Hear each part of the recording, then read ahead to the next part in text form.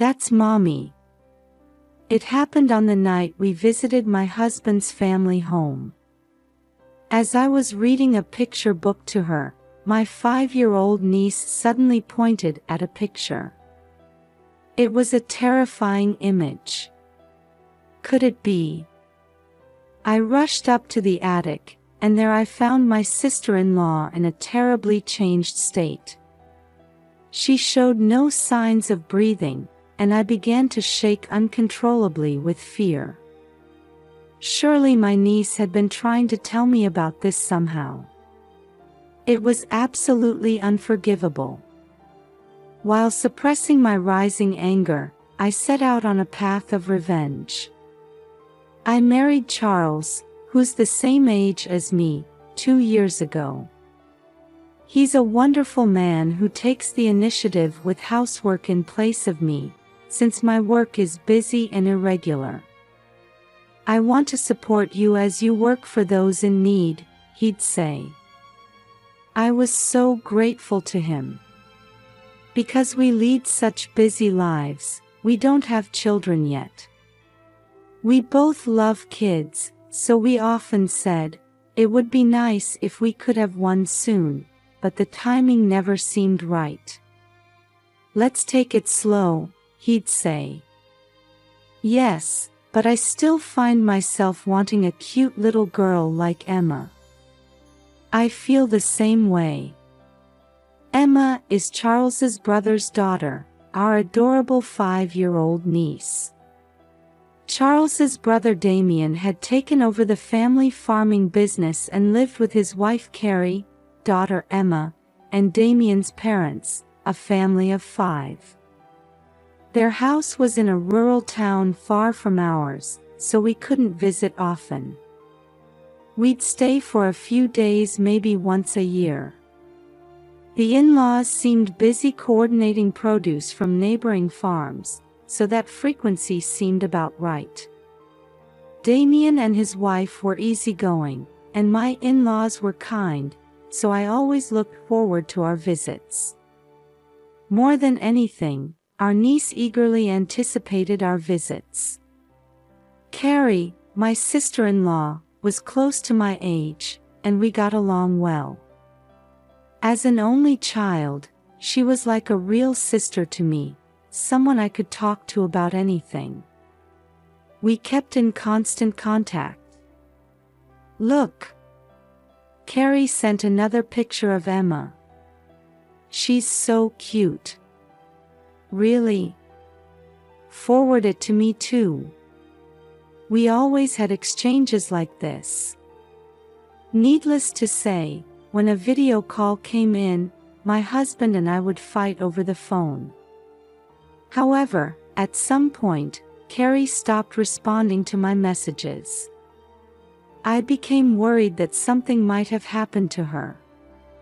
When Charles came home from work, I rushed to him. Carrie's not replying to my messages. Do you think something's wrong? Maybe she's just busy. It's harvest time for the crops. I hope that's all it is, but this has never happened before. I can't help but worry. At first, my husband didn't think much of it, but seeing my concerned face, he immediately called Damien. It turned out that Carrie was bedridden with illness. Worried, I told my husband I wanted to speak directly with Damien and asked him to pass the phone. Is Carrie all right? What are her symptoms? In my concern for her, I fired off questions one after another. Damien sighed heavily on the other end of the line. Hey, don't you think it's a bit much to pry into other people's family matters? Please don't worry about it too much. He ended the call abruptly without answering my questions. What's gotten into Damien? I was surprised by his brusque attitude, so unlike his usual easygoing self.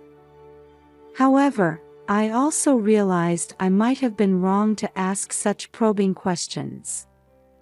Still, I couldn't get Carrie out of my mind and thought about visiting them, but my work schedule was full, so I couldn't go in the end. I hoped I'd be able to see her looking well when we visited next. Several weeks passed, and I visited Charles's family home with him.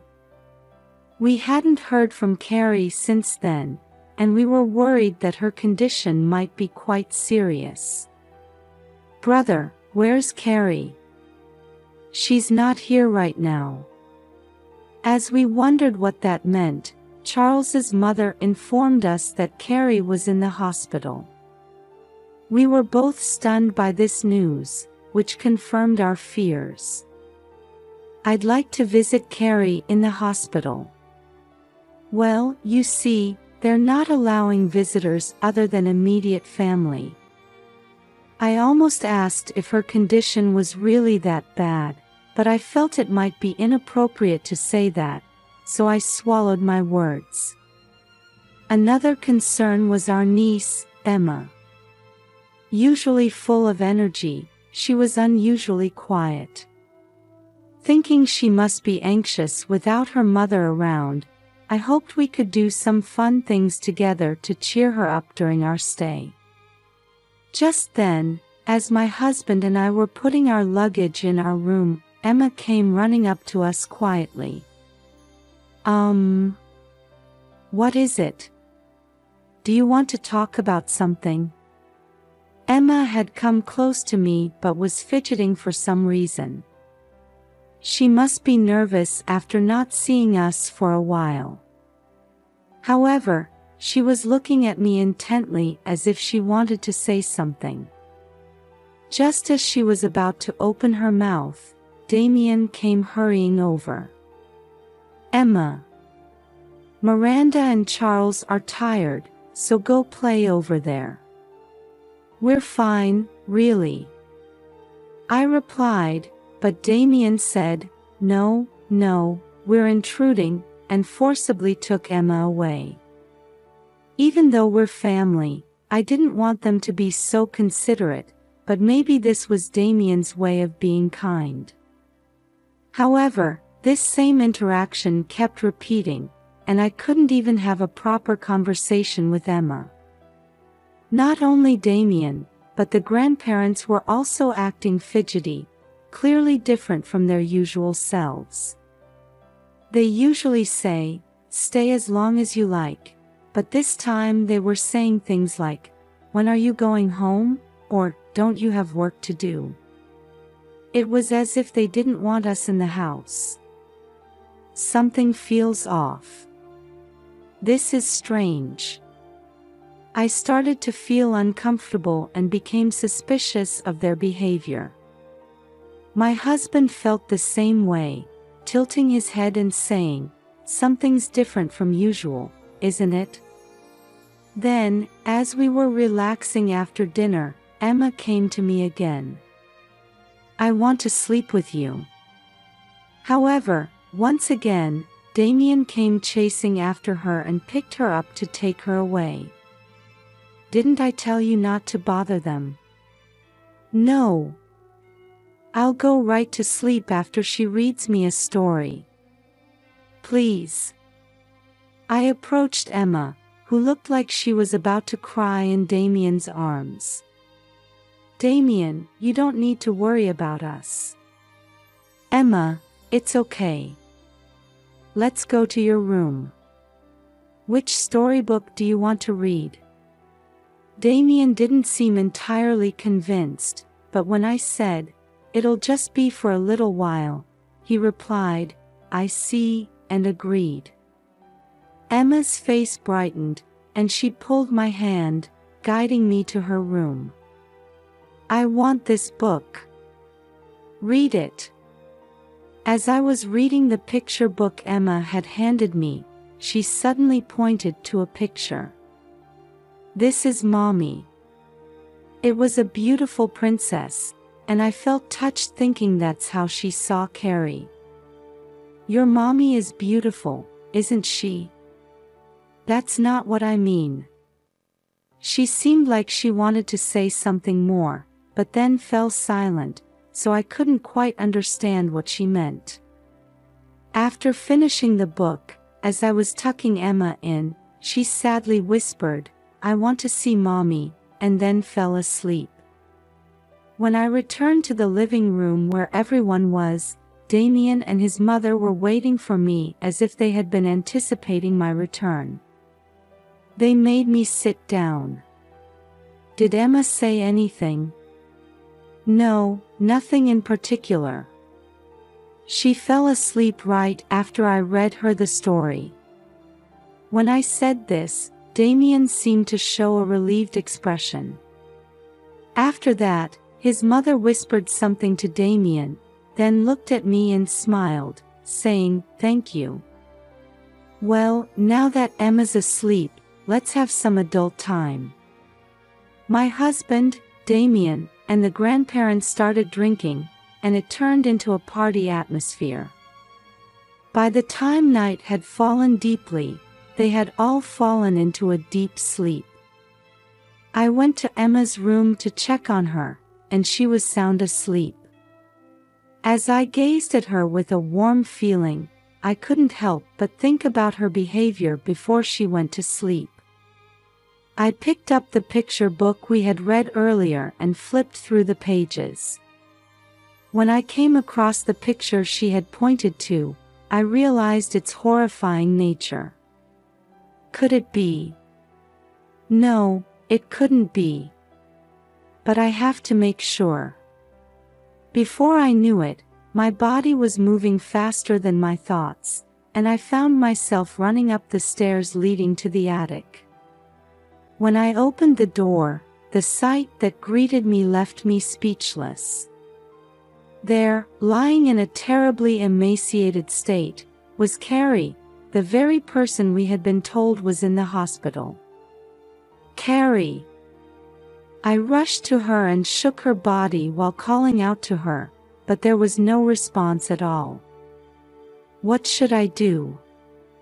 Seeing Carrie's condition, where I couldn't even tell if she was breathing, I was severely shaken, but I quickly woke up my sleeping husband.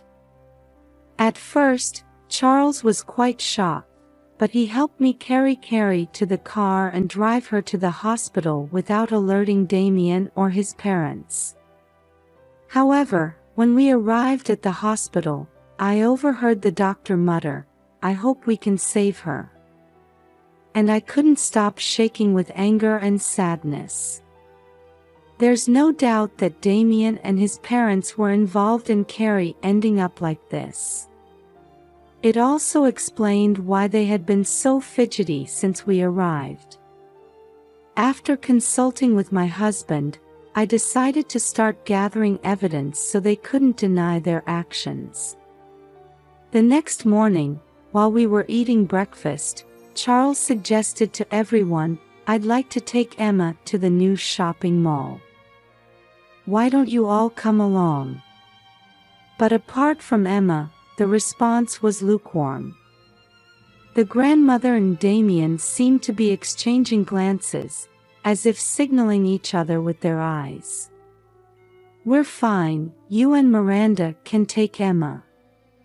"Yes, please do." In the end, neither Damien nor the grandparents were keen on going. However, my husband insisted, "It doesn't make sense unless the whole family goes out together," and they reluctantly agreed to come along.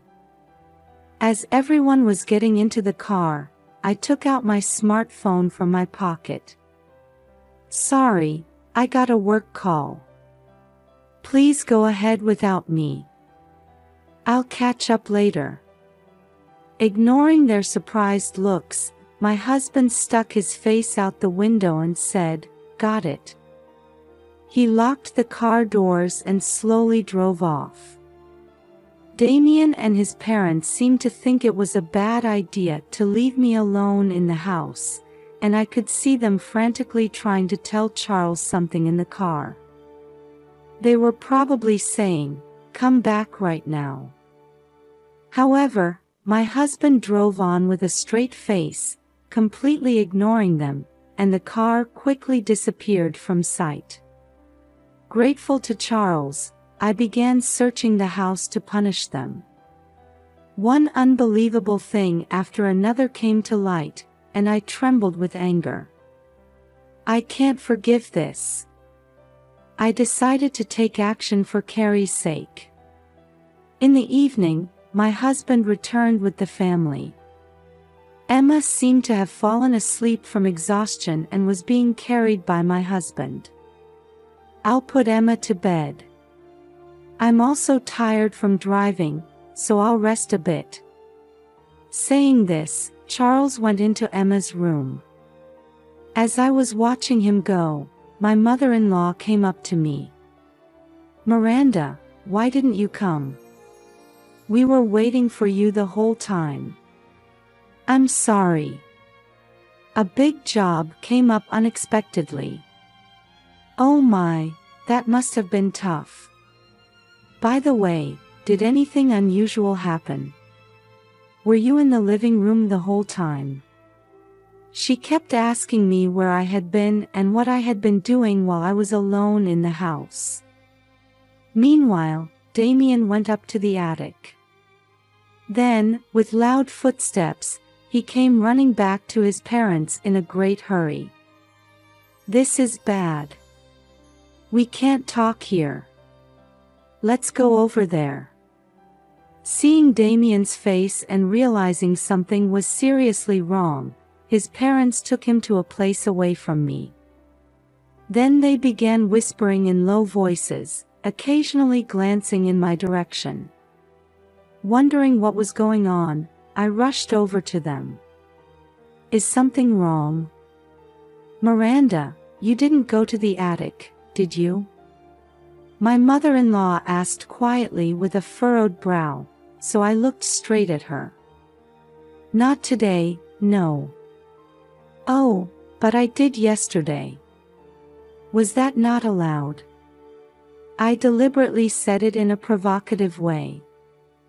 This seemed to strike a nerve with them, and they raised their voices, completely changing their attitude. What the hell do you think you're doing? Where did you take Carrie? She was locked up there, but now she's gone. You helped her escape, didn't you? Damien approached me, shouting in rage. That's right. Tell us where she is right now. Their stern expressions as they berated me clearly showed how panicked they were. To leave her in such a miserable state. I took her to the hospital, but it might have been too late. As I choked up with frustration, in stark contrast, Damien smirked and said in a low voice, "So she's finally gone to the other world, huh? What on earth were you thinking? That's none of your business." Right, Mom? That's right. Miranda, what are you talking about? Carrie's been in the hospital all along, hasn't she? They were now trying to play innocent, as if our previous exchange had never happened. I sighed and then glared at them without backing down an inch.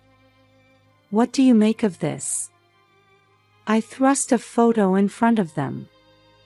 It was a picture of Carrie lying down, chained up with heavy shackles.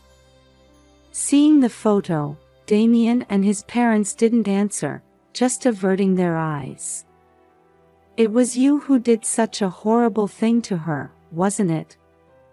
When I pressed them, Damien heaved a big sigh and scratched his head vigorously. Don't misunderstand. She went to the attic on her own. Damien made this ridiculous excuse with a straight face, and his parents nodded vigorously. I couldn't help but smile wryly. Did they really think I would believe such words? Thinking that continuing this conversation wouldn't lead anywhere, I decided to play my next hand. This is the reason, isn't it? I slid a document across the table, and Damien hurriedly picked it up, his eyes widening. How did you get this? We couldn't find it anywhere.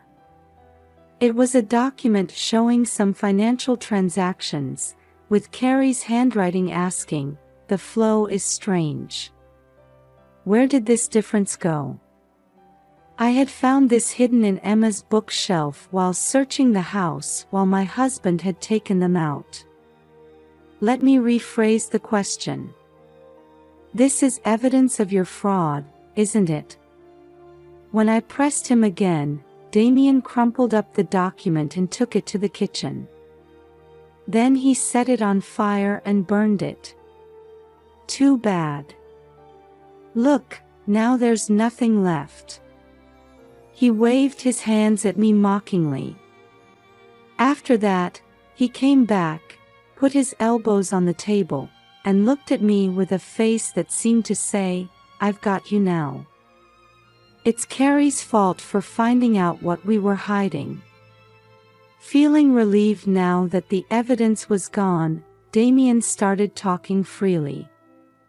It turned out that the in-laws, who coordinated with nearby farms, were buying produce cheaply but actually selling it to retailers at much higher prices.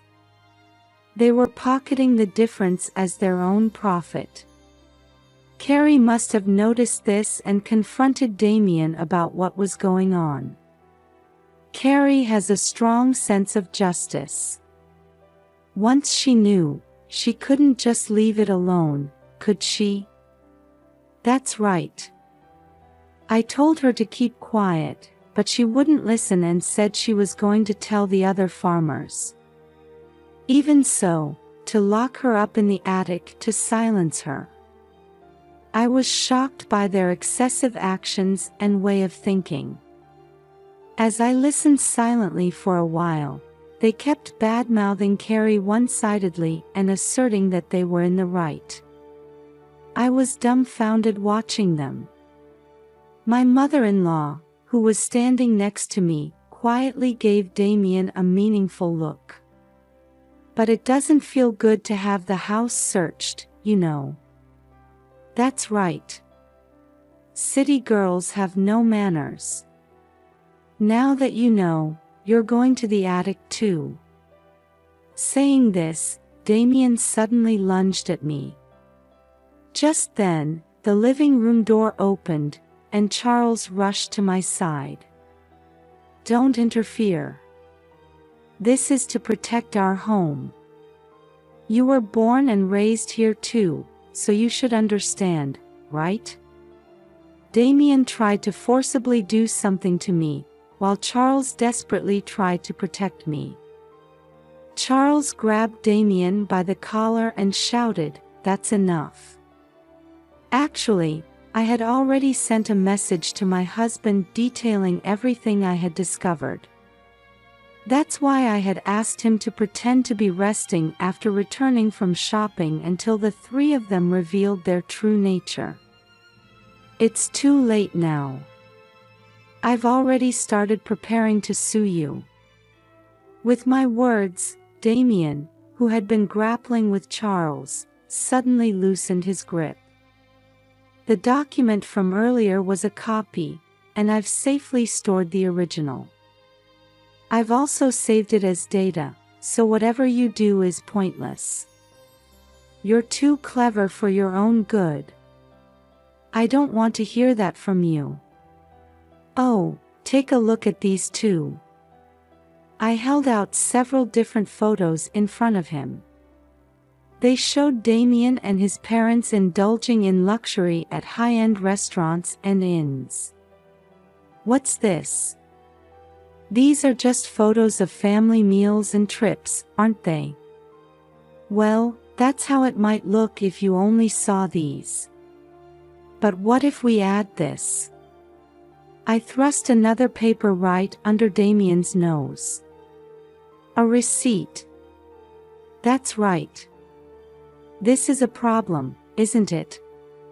Surprisingly, the description on the receipt said, "entertainment expenses," and it was addressed to an agricultural corporation that they had formed with the neighboring farms. It seems Carrie found this too.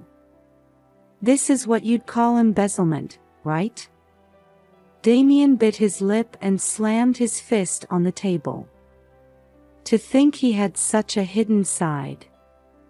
I was shocked, and thinking about how Charles must feel, an indescribable frustration welled up inside me. I informed them that I had already told the corporation members about this and that we would set up a formal meeting to discuss it later. Since I've been asked to handle this, of course I'll be in charge. You don't stand a chance. I smirked and pulled a badge out of my pocket, holding it up in front of them. You see, I'm actually a lawyer. Of course, my in-laws knew that this was my job. Perhaps that's why they took the extreme action of locking Carrie in the attic, worried that she might tell me. Please, don't do this. We're family, aren't we? That's right. Let's continue to build a good relationship. Even my father-in-law was pleading with me, but I couldn't overlook their wrongdoing, so I absolutely refused to nod. Frustrated with my stance, they asked how I had known to go to the attic. Emma told me. That brat. I told her so sternly not to tell anyone. She didn't say anything directly. She just gave me a hint. Huh? What nonsense are you talking about? The family must have threatened Emma, telling her, if you tell anyone, you'll never see Mommy again. Emma had kept her promise. But she wanted to somehow help her mom. So after thinking hard, she tried to let me know using the picture book. The picture she pointed to was of a princess captured by a devil and locked in an attic. I was amazed at how clever she was, even at just 5 years old. When I explained this, they fell silent. I then played a video on my smartphone for them to see. It showed Carrie in a hospital bed, testifying about what had happened. Huh? Why? Didn't she die? They were so surprised their mouths hung open. The truth is, when we took her to the hospital, although she was in terrible condition, she regained consciousness thanks to the doctor's dedicated treatment. There, I heard the whole story from the beginning, and Carrie also expressed her desire to punish Damien and his parents. We didn't give her any food, so how? She's too stubborn. The mother-in-law and father-in-law also looked puzzled. Actually, Emma played a big part in this too. That damn kid again. It turns out that Emma had been secretly going to her mother when the family wasn't looking, giving her water and food. What a kind and clever child, so devoted to her mother. I had no idea. They were surprised and lost for words. There's more to the video, please watch. As I played the rest of the video, Carrie firmly stated her intention to divorce Damien and file a complaint about this incident. You're a lawyer, can't you work something out? We're family, help us out. That's right. Please try to persuade Carrie too. Their pleas were pitiful. My husband, watching this, had a pained expression on his face. I'll be handling this case as well, so be prepared. When I coldly rejected them, they muttered, "No way," and hung their heads on the spot. After that, the in-laws were formally sued by the neighboring farms. They settled by paying each household a lump sum for the difference in sales up to that point. Carrie filed a complaint with the police about the terrible treatment she received, and Damien and his parents were questioned and had to face the consequences of their actions. Carrie demanded $50,000 in damages and medical expenses from them and divorced Damien. Needless to say, she got custody of Emma and demanded an additional $80,000 in child support. Damien and his parents had to sell their house and land to pay for all this, and having lost everything, they came crying to us. "We're cutting ties. We'll never have anything to do with you again." My husband coldly rejected them. They trudged away, and we don't know what became of them after that. Carrie and Emma seem to be living happily back at Carrie's parents' home. We still keep in touch with them, and we're always cheered up by cute little Emma. When the baby in your tummy is born, please play with them. As it turns out, I found out I was pregnant after all this happened, and Emma is looking forward to the baby's birth too. I plan to work right up until just before the delivery. As a lawyer who can help people in trouble, I want to keep doing my best.